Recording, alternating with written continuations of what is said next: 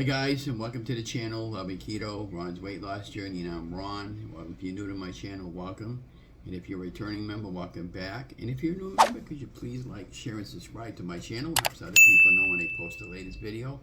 And before we get started, I'm not a medical doctor. I don't make any medical claims. This is all based on my own personal journey and my own personal research. So please do your homework first. And hopefully you have a successful journey. Well, today marks the end of week 99 keto results, and today's topic is never giving up, and I don't certainly ever planning on giving up. I've had my many shares of ups and downs over the course of my journey. We're coming up on the third year being on the ketogenic lifestyle in the middle part of August of this year. And I'm happy to tell you, as of this morning, I weighed myself and I'm down to 203 pounds. I couldn't believe it. So when I got home from my hip surgery back on the 28th of June, I weighed myself the next day on the 29th, and I was 218.7 pounds, almost 219 pounds. And I had a significant amount of gain in the hospital for a 3-day stay almost. And I couldn't believe it. I goes, holy moly. And then I realized a lot of it was just water weight. And the last couple of weeks, that weight's been kind of like flying off, and my body's been jumping back into ketosis. And so I felt really, really great and pleased with myself this morning when I weighed in, and I was 203. And so when you think about it, I'm almost really down into Wonderland. This is only the second time in the 2.75 years since I've been on, or 99 weeks since I've been into close to 203, and I only seen that number once. And that was back in April of this year. So I was very, very pleased with myself when I saw that number jump down to 203. Now, usually in the afternoon, it might go up 1 or 2 pounds, but the weight fluctuates every day anyway. So, but yeah, it's been going really good. So what's going on with my hip? Well, it's getting there. It's just slow. I've been doing everything that I've been asked to do from the physical therapist and from the nurse. Now, the nurse came down this week. This was the last time I need to see her. She signed off the paperwork, and that I don't need any more home care nursing. And and then the physical therapist came down a couple of times this week. I talked to Jonathan one day, and then Beth came down Friday. Beth had me do some different physical exercises that I hadn't done before with Jonathan. And so what we did was the bed exercises, and we did the sitting in the chair exercises. She had me standing up next to my counter, and I had a number of different exercises I had to do there. And then her and I went out for a walk together. She wanted to see how I was walking, and she did. I did absolutely a fantastic job walking. She was very impressed because it's only been 2 weeks. And I have been noticing some throbbing in my lower knee area, under the thigh area, and I come to realize it's because I've been sitting down too long. So when I went walking this morning, Sunday, I did probably about maybe not even a mile walk, really a light walk, and I stopped when I needed to stop because as I was walking, it was throbbing. But as I was walking further and further, it got better and better and better. And but when I was reading the paperwork on the physical therapy part of it, I'm supposed to be walking 2 or 3 times a day, and light walks, so that's what the plan is for this coming week, and get out there at least 3 times a day, maybe 4, and walk. I'm going down to CVS today to buy a tennis ball for the walker, because the spot of the walker's getting torn up, and I don't want to scratch my floor, and I got to get some more boots for it. So. So I'm going to get that, and we do have the physical therapy coming down the house Tuesday, and what did I do Friday? Oh, Friday I wanted to test the leg out, and I asked the therapist on that, and she said, well, I don't know about driving yet, because I don't know if you'll be cleared by the doctor yet. When I was reading the paperwork was telling me as long as I'm 100% off the medication, which I was, actually the first few days I was at home, I haven't taken any of the painkillers. So I was just testing the leg out in the parking lot a little bit, and I felt good. And we went down to Market Basket, and I walked throughout the entire store, Market Basket, holding on to the grocery carriage while we were doing the grocery order, and it felt good. And I came home and I rested it, and then my friend Alden called me up, and he asked me if I wanted to ride the bingo for my wife, and she said, well, I don't feel like playing bingo tonight.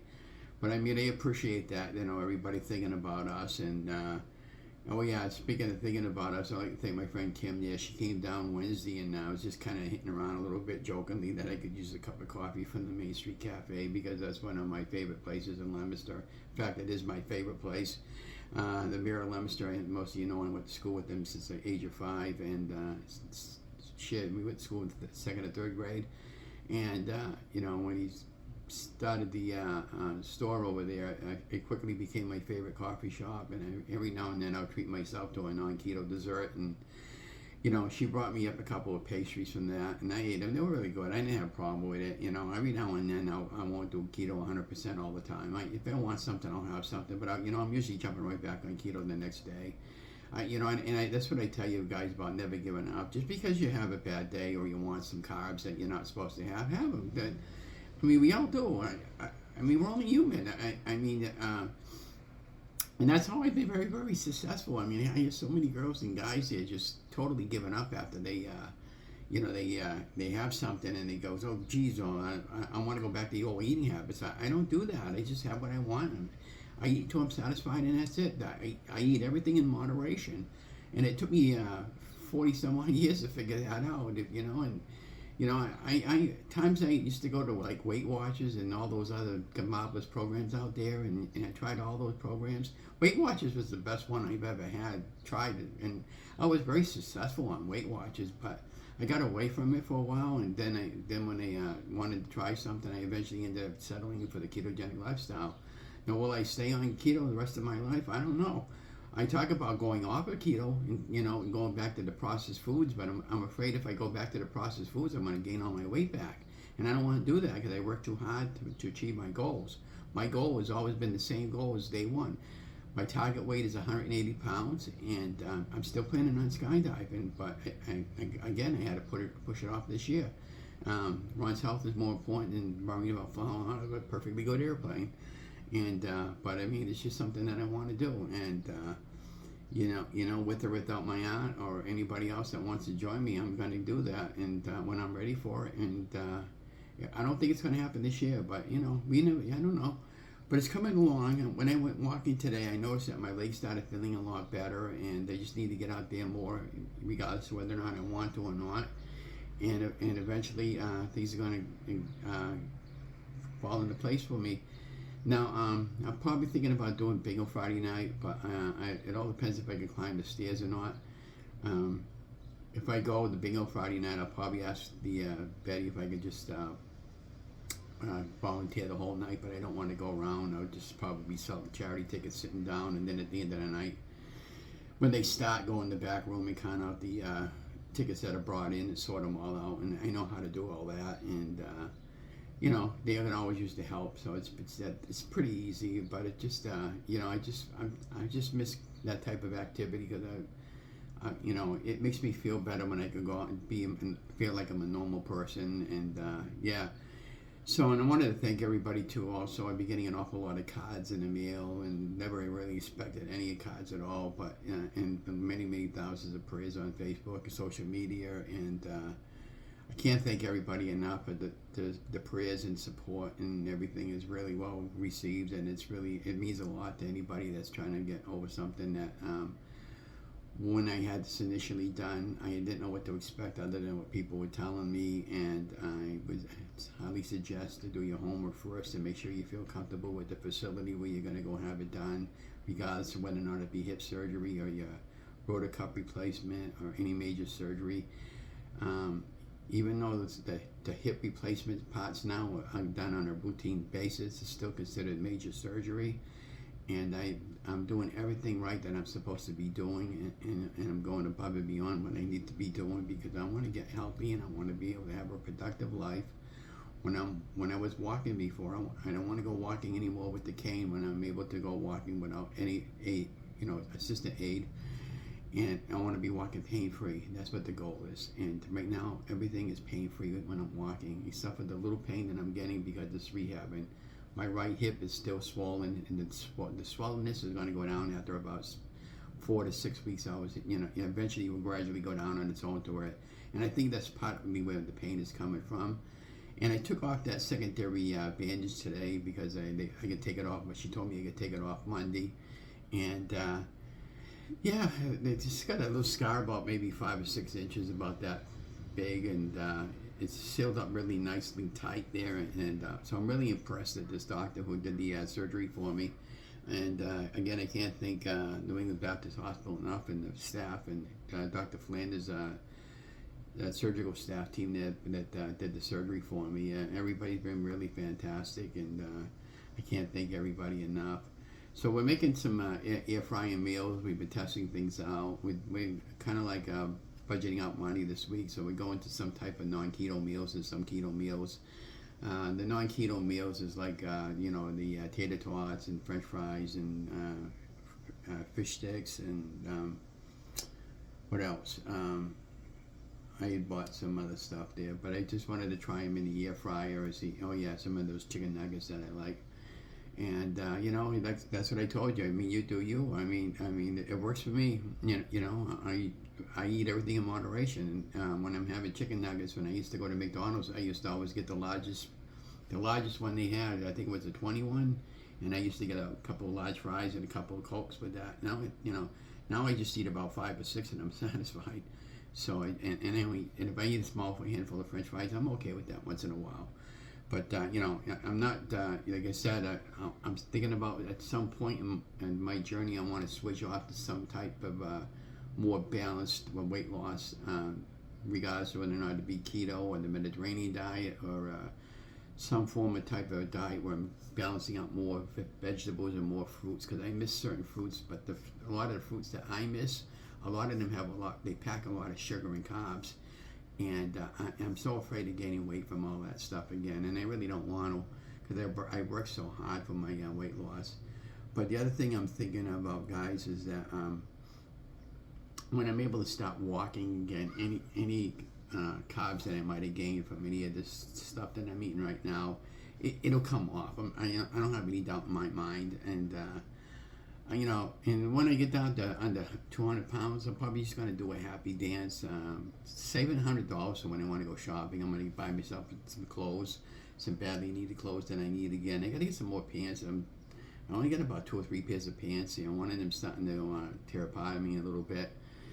I'm down to a 34 now, and that's an achievement from being down to a size 60 pants. And then my shirts are getting really loose again, guys. This is a large, and so I'm pretty much sure I'm down into a medium. It all depends on the material size, and I was at a 4X on a shirt. So I mean, I'm really tickled to death that I'm down to 203 pounds right now. So I must be doing something right. God's watching over me, and I do believe in God. So don't let this bother you when I talk to about God in many of my videos that I've been posting. If it does, well, if I lose a subscriber over it, oh well, it's your problem, not mine.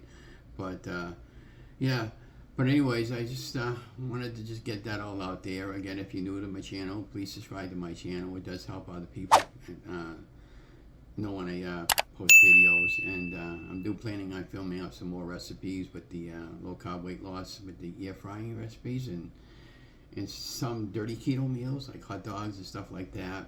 I'm okay with some processed foods. I don't eat them all the time, but I prefer to cook everything from scratch. But the air fryer is definitely a game changer.